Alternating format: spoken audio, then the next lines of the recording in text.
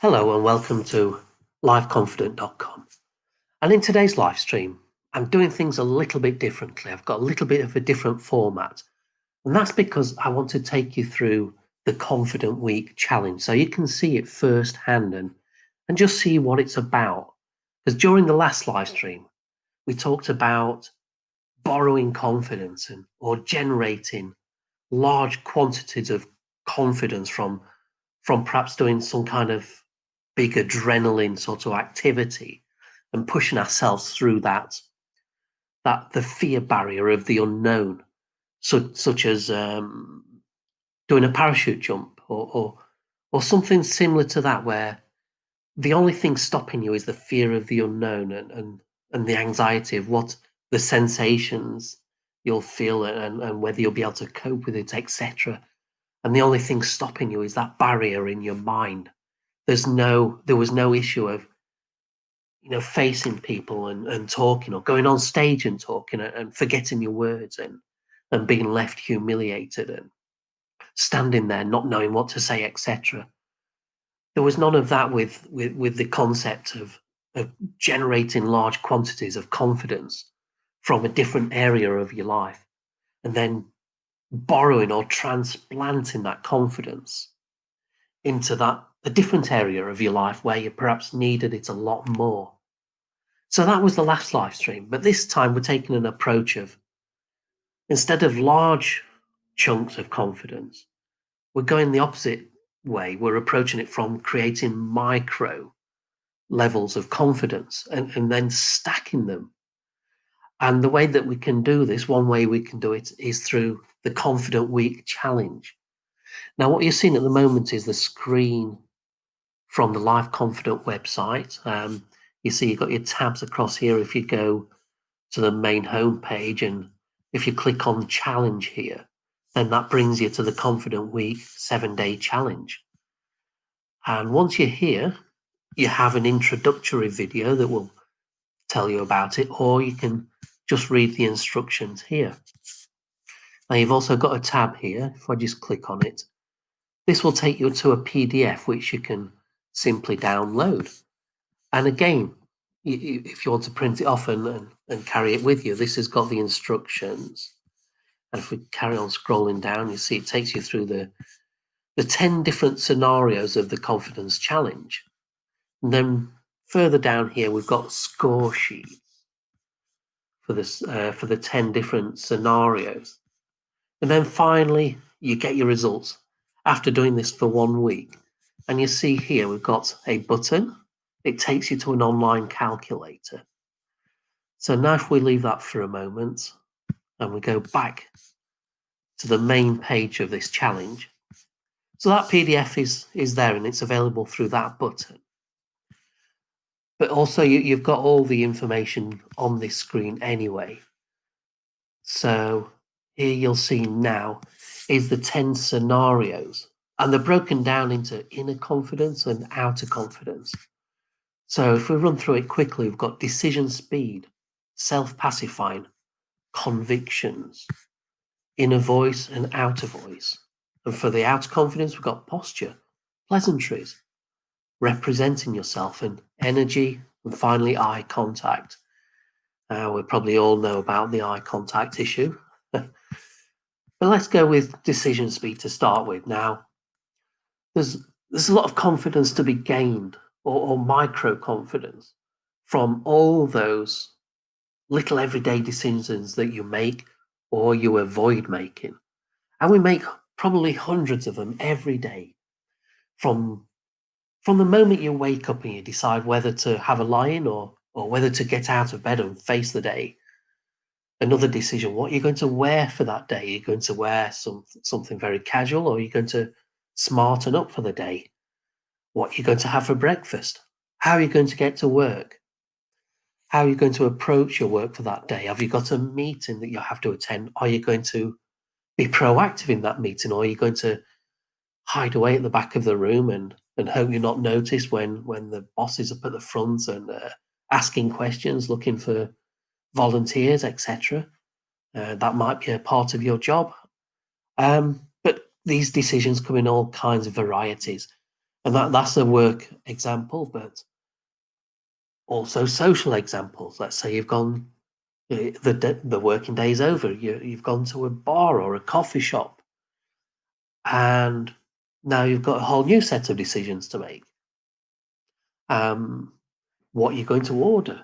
Are you going to say anything additionally to the barista or the person taking your money? Or are you simply going to tell them what you want, hand over your money, and that's it? Or are you going to extend the conversation a little bit? Is it somebody you like the look of and you would like to develop more of a conversation with? You might be in a supermarket and you've got a new set of decisions to make. Is it just me, or do you spend half an hour wandering around the supermarket looking for something to buy as well? So, decision speed relates to how fast you make these decisions. If you're like me in the supermarket example, and sometimes you just can't make up your mind, and it's a little bit demoralizing, and it's a little bit sapping of confidence when you're faced with all this choice, but you can't make a decision. It's quite a ridiculous thing when you actually think about it. But if you could just go in and make a quick, snappy decision, there's a good percentage of confidence that can be gained from that. And I'm going to go through these 10 scenarios first, and then I'm going to explain how the scoring for each scenario works. But perhaps a better example for decision speed is seeing somebody that you'd like to talk to, a new person you've not talked to before, and you're in that scenario where you want to approach them and talk to them. But the longer you think about it, the more time you've got to talk yourself out of actually doing it. So a fast decision in that scenario would see you moving towards that person and starting a conversation before you really had time to think about it and talk yourself out of doing it. I'm sure that's a scenario that's familiar to everybody listening to this right now. Okay, moving on. Self-pacifying. This relates to, let's say you see somebody else, you're talking to somebody and they're playing with the skin on their neck, or they're running the hand through their hair, or they're fiddling with something, or they're doing something that subconsciously tells you that they're anxious and they're not comfortable for some reason. Or maybe it's something you do yourself and you're not really aware of it, or you're only partially aware of it. What you're doing is self-pacifying. The whole act of touching yourself in this way, running your hand through your hair, or playing with something, playing with the back of your neck or the front of your neck, you're stimulating the nerve endings, which is releasing calming. I forget the name of the chemical that it releases into your bloodstream, which calms you down a little bit. But this is actually what you're doing with this behavior is self-pacifying. Now moving on again to convictions. So as you'll see in each category here, we've got a little description of each one. So what we've got written here is making blank conversation and being agreeable with the other person's opinion for fear of getting into a disagreement. This is an act of devaluing yourself. So what we're doing with convictions is we're quashing our own beliefs about a subject when somebody else is talking. Maybe we don't believe, we don't agree with what they're saying, and we've got our own opinions on the topic, but we keep them to ourselves because we don't want to get into a debate or a confrontation, a potential confrontation with this person, because we've not got enough confidence to be able to back up and support our own opinions. And we feel like the other person might just ride roughshod over us with their own opinion, and it's a road we don't want to go down. So we downgrade our own beliefs on the subject and just go along with the other person, and it saps the self-esteem when we do this kind of thing. So again, we have an opportunity to gain a little self-confidence in this area. Number 4, inner voice. I'm sure we're all aware of the inner voice and that constant little dialogue that's telling us not to do something, or it's given a running stream of social commentary on other people or on ourselves, or it's an internal gossip machine sometimes, isn't it? It's where you're thinking things about other people based on the loosest piece of evidence. Somebody sitting on a train and they've got a child, and the child is a little bit out of control, and you're thinking, what kind of a parent are you for letting your child disturb all the other people, and you're not doing anything about it? And we have no idea what the backstory or the perspective is from that person themselves. We're perhaps just a little bit cranky ourselves, and the inner voice is unleashed to make all kinds of thoughts and comments about this other person or other people around us that are causing us the slightest of inconveniences. There's a million different scenarios that your inner voice seems to enjoy the freedom to make negative commentary on other people, and more often than not on ourselves, putting ourselves down. Number 5, the outer voice. So what we've got written here: anxiety causes your breathing to become more rapid and shallow, which makes your voice quieter. Is this something that you're familiar with? Do people tell you to speak up more? Do you speak quietly, but it sounds like a normal volume to you? This is something I personally had a lot of issue with in the past. People always telling me to speak up more. And it was this issue because the volume of your voice or the quality of your voice comes from air passing over your vocal cords. And if you're anxious or nervous or shy in a scenario, and you forget to breathe, or you start breathing more shallow and rapidly, and you get less air coming over your vocal cords, and you get quieter. You get quieter as a result of it. But if you just breathe deeply and from the diaphragm, you get more and a richer sort of quality of sound coming out of your mouth, and you can project your voice further. I mean, this is a side effect of shyness, that we subconsciously we're doing all kinds of things to make ourselves less visible to people. And this is one of them. Talking more quietly is one of those mechanisms for making ourselves smaller and less visible and less noticeable. So that's the outer voice. Now let's shift to the outer confidence and posture. Have you ever been told to just sit up straight or stand up straight or stop slouching? Again, that was another issue for me, and it took a year or more to correct my slouch when I finally got around to addressing it. Number 7, pleasantries.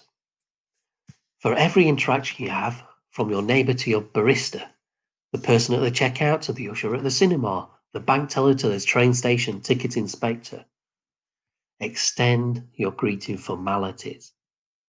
So most often, I mean, I don't know if you're one of those people that you see your neighbour outside and you hide inside for a few minutes and wait for them to go before you come out yourself.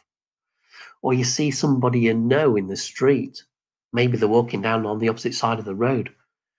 Do you call out to them? Do you wave to them? Or do you pretend you've not seen them and you walk on by? Do you just give the most basic of conversation to the person serving you, whether it's at the supermarket or the coffee shop? Or do you actually extend a little bit and say, how's your day? Hello, nice to see you today. Do you extend your commentary just a little bit?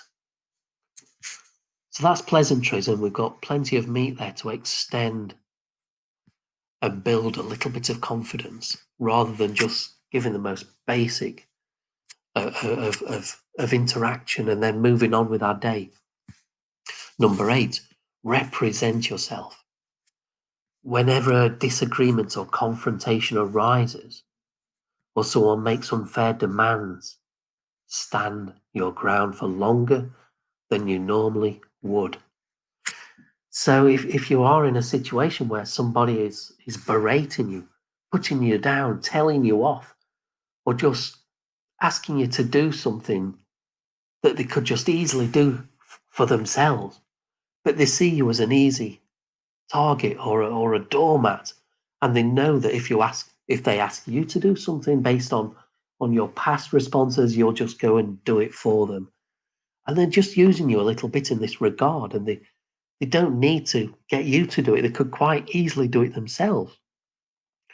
Or you're in a little bit of a confrontation scenario and somebody is having a go at you, and it might not be your fault. It might be a 50-50. If it is your fault, then just say hands up, apologize, and let's move on. But a lot of the time it doesn't necessarily, it's not down to us. It could be the other person, and they're deflecting onto you. They're deflecting their own issues that they've been carrying around with them, and they need to offload their frustrations onto somebody, and that somebody happens to be you. And they'll do so because they know that you're a soft target based on how you've responded before, or should I say lack of responded, and you'll just take it with a minimal of pushback. Number 9, energy. Your level of energy can affect the other person in your conversations. Now, have you been in a conversation where the other person is down, depressed, or just maybe they've come out of a relationship and the low and the energy of your interaction is brought down to that, to their level? Or on the opposite end, have you been in conversation with somebody that's got high energy and they're full of beans, and they're excited about life, and they just want to explode with the joy of their world, and your own energy levels are brought up a little bit to match their energy. Of course, it works the opposite way around. The energy that you bring to a conversation, you can affect other people. You can do it in a positive way or a negative way, but you can make a conscious choice in how or what energy you're going to bring to other people. And so we've got scope there to build a little bit of, or build levels of micro confidence. And then finally, eye contact. I think this one requires very little explanation. I mean, if you're a person that struggles to hold eye contact, it might feel like looking somebody else in the eyes is like magnets, opposing magnets that push away instead of attract. Or you walk down the street and you're constantly hoovering up the pavement, and you simply can't seem to raise your eye level and look straight ahead. If you look at another person, it might just be for a few seconds, and then your eye contact just naturally drops down. I've worked in a shop, I've worked behind the counter, and I've been that person where my eye contact is terrible, and I will always be looking down. And one customer one day actually leaned down to look into my eyes and bring me back up, and that was very embarrassing for me when they did that. And so much so that, I mean, that happened more than 20 years ago, 25 years ago, and it's still sticking in my memory, because it was such a low confidence thing for me, and it sapped the self-esteem. So that's the 10 scenarios. And how it works, the scoring is that as you recognize these scenarios, as you go about your normal day, if you come across a decision you need to make, And your baseline decision speed will be to give it some thought, give it some consideration. And we're not talking about big decisions here, just the little everyday decisions or the little bit bigger decisions, like whether to approach somebody or whether to not approach them and let the opportunity go by. These are little decisions, everyday decisions, that if you fail to make it, then not much is going to change. You lose a grain of self-esteem, but you tell yourself you can live with it because there'll be more opportunities in the future. So if your baseline decision in this scenario is not to make a decision, then you're scoring yourself a 0 out of 10. If you take a long time to reach a decision, but then you follow through and you do actually make a decision and you follow through and you do approach a person and you talk to them, but it takes you a while to reach a decision, then maybe score yourself a 3 or a 4 or a 5 out of 10. So you're seeing the scope here, how to increase your score by increasing the speed of which you make the decision. If your baseline is if you award yourself a 3 out of 10, you say to yourself, well, my decision speed, I'm pretty slow at making decisions. So I think normally I would score a 3 out of 10, say. But if you started making instant decisions, you wake up in the morning, you instantly decide to get out of bed and embrace the day, put on your best clothes, you see somebody that you recognize, instead of thinking about talking to them or acknowledging them, you instantly make that decision to talk to them without any delay. And now you're pushing yourself into a 10 out of 10. But it doesn't have to be all or nothing. You could just increase your speed of decision making by a little bit and push yourself from a 3 or a 4 or a 5 out of 10 and push yourself up to a 6 or a 7 out of 10. Self-pacifying. These are subconscious things. But occasionally when you become aware that you're doing it, that's the point at which you can stop yourself from doing it. You can make a decision to just continue, or you can make a decision right there and then to stop doing it.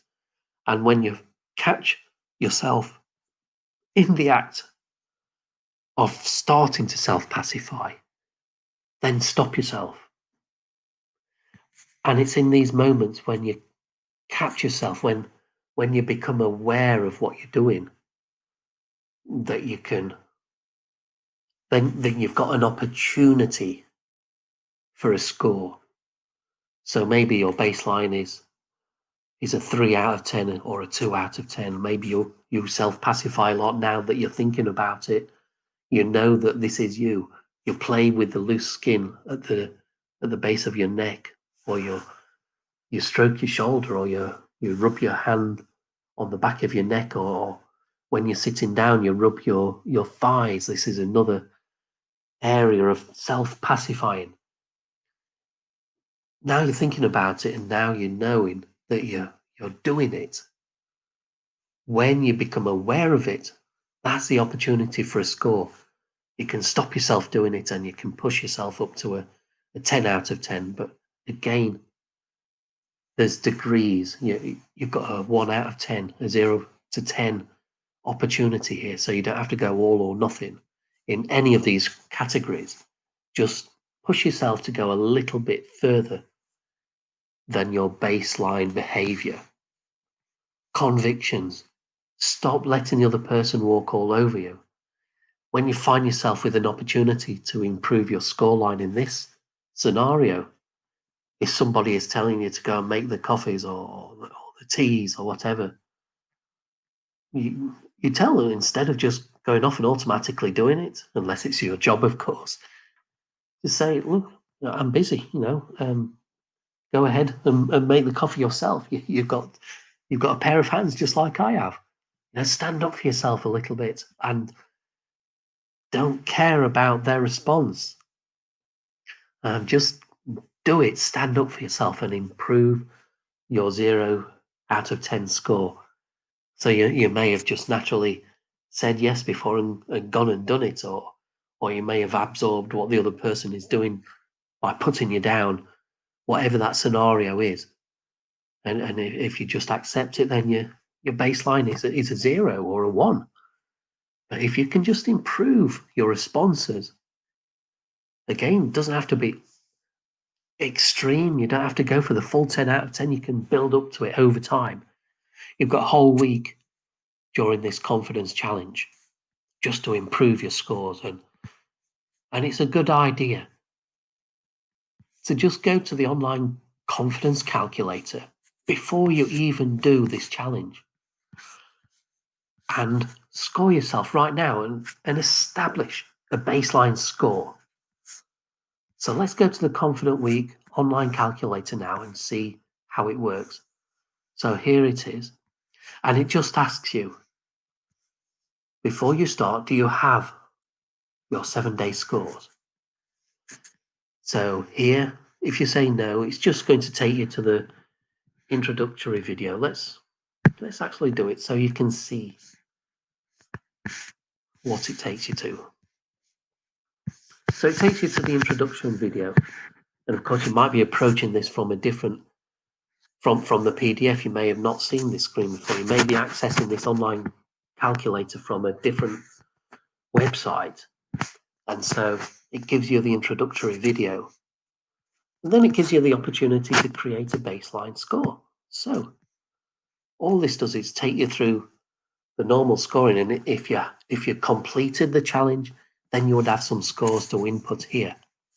But as you're just doing it for the first time, you can go through it and establish a baseline. So this basically involves estimating what you think, where you think you stand on a ratio of decision speed making. Are you slow to make decisions, or are you fast? So you can ignore this, the number of decisions recorded, because you're not making any decisions at this point. This is purely to establish a baseline. So ignore this decision speed. If it will let me. There you go. That seems to have settled there. Okay. So if you click into this box, and out of 10, you can decide what your baseline is. So let's say 3. Let's say you're a slow decision maker, but you get there in the end. Next, pacifying. Again, we ignore this part and we give ourselves a score out of 10 for pacifying. So if you do a lot of pacifying, self-pacifying, then you're going to be at a 1 or a 2. But if it's not something you do, if you're a confident person and you don't self-pacify, or you're not aware of it, but now you're thinking about it and now you realize that you do, give yourself a baseline score. Let's say a 5. Inner confidence, score out of 10 again. Let's go with a 4. Inner confidence, scenario 4, inner voice. You know, if you've got one of those inner voices that's really negative and it's constantly backbiting other people and it's backbiting yourself and it's really negative and it talks you out of any and every opportunity, and it stops you doing things. It stops you from approaching that person and talking to them. It tells you about all the worst possible things that could happen if you do it, and you listen to it and you don't follow through on doing something. Give yourself a 1 out of 10. But if you can ignore that voice, if you can act regardless, or if you can just shut that voice down, if you can close it, if you can challenge it, then you'll be able to increase your score line. Because, you know, when you become, again, it's one of those things, when you become aware of it, and that's when you can shut it up and close it down. And I'll actually do it. Perhaps I'll do the next live stream on how to close down the inner voice, and stop it leaking that corrosive commentary into your everyday life. So for now, let's stick with a 1 out of 10. Breathe. Do you breathe shallow and rapidly when you get anxious in conversations and your voice goes quiet, or you stutter, or you mumble? Now you're thinking about it. Now you're becoming aware of it. So give yourself a baseline score. Eye contact. What's your level of eye contact? Maybe it's good, maybe it's bad. Only you will know. So let's go with a 5. Out of confidence scenario. Posture. Again, something that's probably quite easy to judge yourself on. You know whether or not you're a sloucher, whether you've got poor posture, whether people are telling you to sit up straight or to stop slouching. You all know. So I'm going to go high on this just for a little bit of variety of scoring. It's only an example we're going through here. Voice projection, similar to what we covered in the previous one, when your voice is going quiet.